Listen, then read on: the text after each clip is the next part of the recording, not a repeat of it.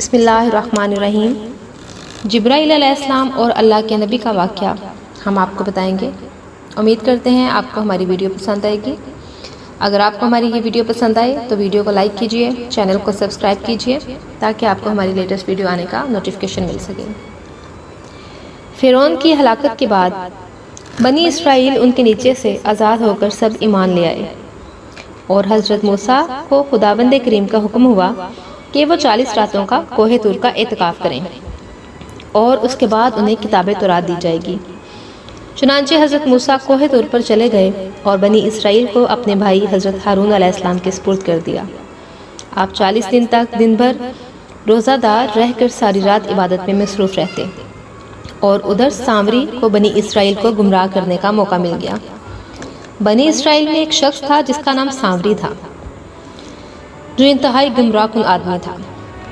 اسرائیلی روایت میں ہے کہ سامری کی ماں برادری میں رسوائی اور بدنامی کے ڈر سے سامری کو پیدا ہوتے ہی پہاڑ کے ایک غار میں چھوڑ گئی تھی، جہاں حضرت جبرائیل نے اللہ کے حکم سے اس کو اپنی انگلی سے دودھ پلایا اور اس کو پالا تھا۔ اس لیے یہ حضرت جبرائیل علیہ السلام کو پہچانتا تھا۔ اس کا پورا نام موسیٰ سامری ہے، اور حضرت موسیٰ علیہ السلام کا نام بھی موسیٰ ہے۔ موسیٰ سامری کو حضرت جبرائیل نے پالا تھا، اور حضرت موسیٰ کی پرورش فرعون کے گھر ہوئی تھی۔ مگر اللہ کی شان کہ فرعون کے گھر پرورش پانے والا موسیٰ تو اللہ کے رسول ہوئے، اور حضرت جبرائیل کا پالا ہوا موسیٰ سامری کافر ہوا، اور بنی اسرائیل کو گمراہ کر کے اس نے بچھڑے کی پوجا کروائی۔ اس کے بارے میں کسی عارف نے کیا خوب کہا ہے، یعنی جب کوئی آدمی ازل سے ہی بدبخت نہیں ہوتا تو وہ بھی نامراد ہوتا ہے، اور اس کی پرورش کرنے والے کی کوشش بھی ناکام ہوتی ہے۔ دیکھ لو موسیٰ سامری جو حضرت جبرائیل علیہ السلام کا پالا ہوا تھا، اس کا راز یہی ہوا۔ موسیٰ سامری شروع سے ہی شکی تھے اور پیدائشی بدبخت تھا، تو حضرت جبرائیل کی تربیت اور پرورش نے اسے کچھ بھی نفع نہ دیا، اور وہ کافر کا کافر ہی رہ گیا۔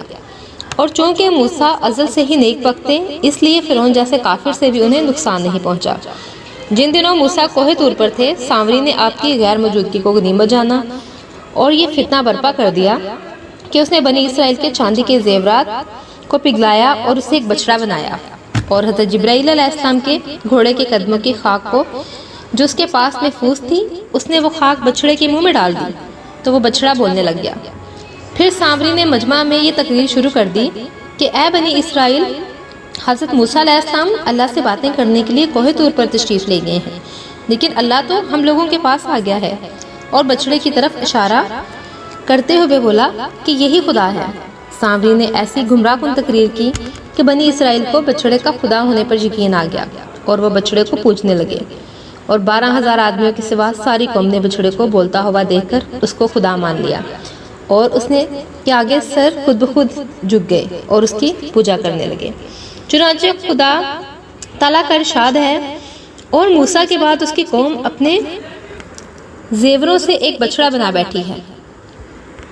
بے جان کا گھر تھا اور وہ گائے کی طرح آواز نکالتا۔ جب 40 دنوں کے بعد حضرت موسیٰ علیہ السلام اللہ سے ہم کلام ہو کر اور تورات شریف ساتھ لے کر بستی میں تشریف لائے اور قوم کو بچڑا پوجتے دیکھا، تو آپ پر بے حد پریشانی پیدا ہوئی۔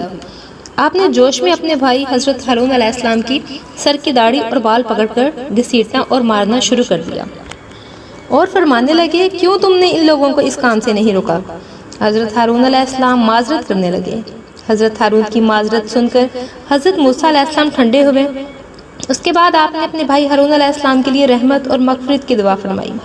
پھر آپ نے اس بچڑے کو توڑ پھوڑ دیا اور اسے دریا میں بہا دیا۔ پھر اللہ تعالیٰ کا حکم نازل ہوا کہ جن لوگوں نے بچڑے کی پرورش نہیں کی، وہ لوگ بچڑا پوجنے والے کو قتل کر دیں۔ چنانچہ سامری سمیت 70,000 بچڑے کی پوجا کرنے والے قتل ہو گئے۔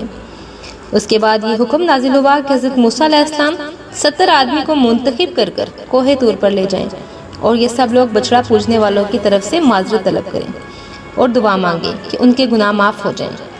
چنانچہ حضرت موسیٰ علیہ السلام نے چن چن کر اچھے لوگ جو کہ 70 تھے اپنے ساتھ لیا اور کوہ طور پر تشریف لے گئے۔ جب لوگ کوہ طور پر طلب معذرت استغفار کرنے لگے تو اللہ تعالیٰ کی طرف سے آواز آئی، اے بنی اسرائیل، میں ہی ہوں، میرا سوا تمہارا کوئی معبود نہیں۔ میں نے ہی تم لوگوں کو فرعون کے ظلم سے نجات دے کر تم لوگوں کو بچایا ہے، لہٰذا تم لوگ فقط میری ہی عبادت کرو اور میرے سوا کسی کو نہ پوچھو۔